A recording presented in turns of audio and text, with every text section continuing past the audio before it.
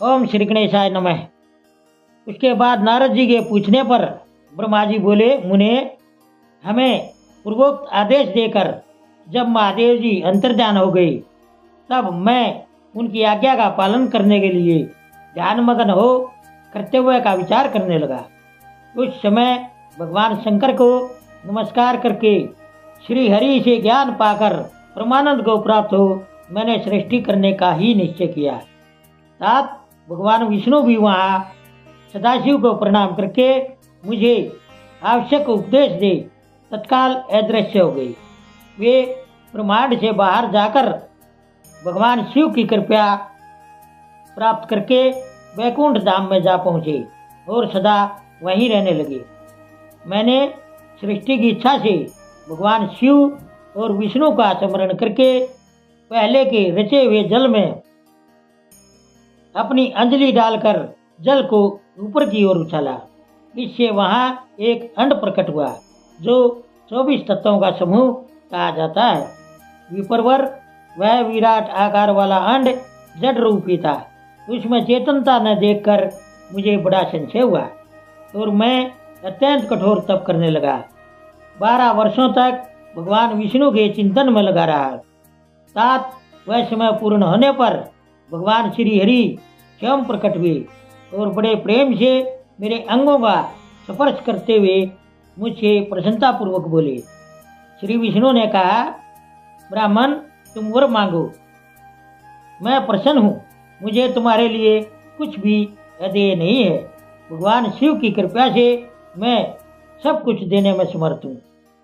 ब्रह्मा जी बोले, अर्थात मैंने कहा, महाभाग, आपने जो मुझ पर कृपा की है वह सर्वथा उचित ही है, क्योंकि भगवान शंकर ने मुझे आपके हाथों में सौंप दिया है।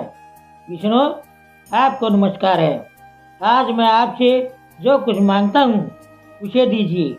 प्रभु, यह विराट रूप 24 तत्वों से बना हुआ अंड किसी तरह चेतन नहीं हो रहा, जड़ी भूत दिखाई देता है।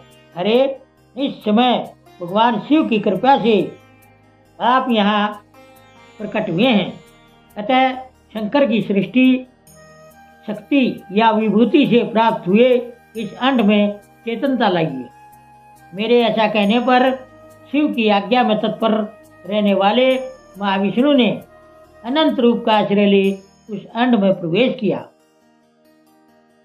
उस समय उन परम पुरुष के सहस्रों मस्तक, सहस्रों नेत्र और सहस्रों पैर थे। उन्होंने भूमि को सब ओर से घेर कर उस अंड को व्याप्त कर लिया। मेरे द्वारा भली भांति स्तुति की जाने पर जब श्री विष्णु ने उस अंड में प्रवेश किया तब वह 24 तत्वों का विकार रूप अंड सचेतन हो गया। पाताल से लेकर सत्यलोक तक की अवधि वाले उस अंड के रूप में वह साक्षात श्री हरि ही विराजने लगे। उस विराट अंड में व्यापक होने से ही वे प्रभु वैराज पुरुष कहलाए। पंचमुख महादेव ने केवल अपने रहने के लिए शुरू में कैलाश नगर का निर्माण किया, जो सब लोकों से ऊपर सुशोभित होता है। देवर्षि, संपूर्ण ब्रह्मांड का नाश हो जाने पर भी वैकुंठ और कैलाश, इन 2 धामों का यहाँ कभी नाश नहीं होता। मुनि श्रेष्ठ, मैं सत्यलोक का आश्रय लेकर रहता हूँ। साथ महादेव जी की आज्ञा से ही मुझ में सृष्टि रचने की इच्छा उत्पन्न हुई है। बेटा, जब मैं सृष्टि की इच्छा से चिंतन करने लगा उस समय पहले मुझसे अनजान में ही पाप पूर्ण तमोगुणी सृष्टि का प्रादुर्भाव हुआ, जिसे अविद्या पंचक कहते हैं। तदंतर प्रसन्नचित होकर शंभु की आज्ञा से मैं पुनः अनासक्त भाव से सृष्टि का चिंतन करने लगा। उस समय मेरे द्वारा स्थावर संज्ञक वृक्ष आदि की सृष्टि, जिसे मुख्य सर्ग कहते हैं, यह पहला सर्ग है। उसे देखकर तब वह अपने लिए पुरुषार्थ का साधक नहीं है, यह जानकर सृष्टि की इच्छा वाले मुझ ब्रह्मा से दूसरा सर्ग प्रकट हुआ, जो दुख से भरा हुआ है। उसका नाम है त्रियक श्रोता। वह सर्ग भी पुरुषार्थ का साधक नहीं था।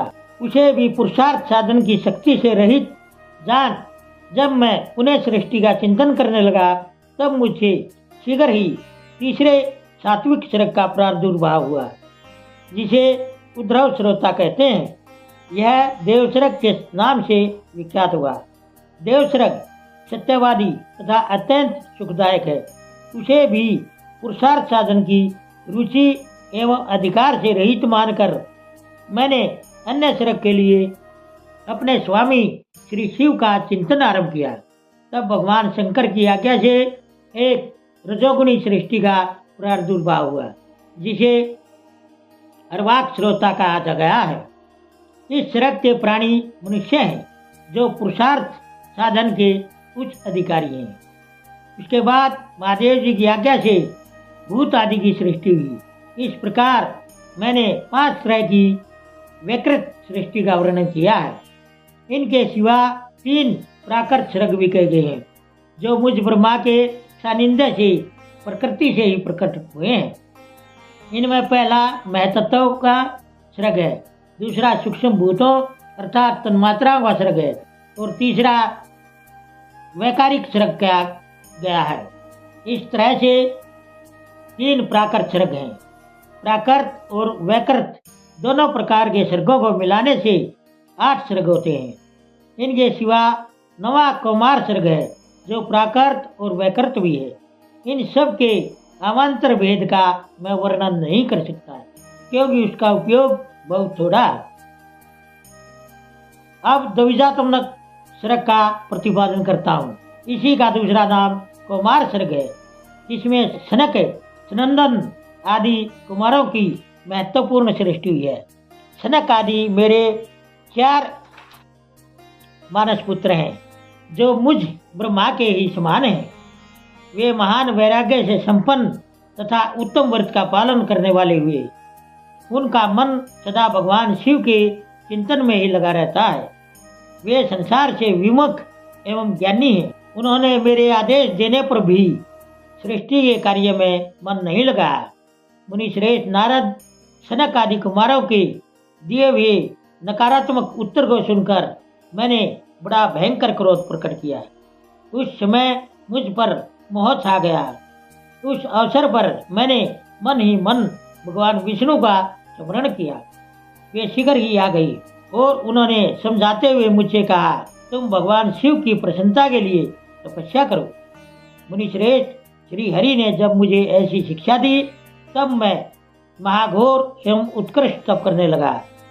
सृष्टि के लिए तपस्या करते हुए मेरी दोनों बाहों और नासिका के मध्य भाग से, जो उनका अपना ही अभिमुक्त नामक स्थान है, मैं ईश्वर की 3 मूर्तियों में से अन्यतम पूर्णांश सर्वेश्वर एवं दया सागर भगवान शिव अर्धनारीश्वर रूप में प्रकट हुए, जो जन्म से रहित तेज की राशि सर्वज्ञ तथा सर्वश्रेष्ठा है।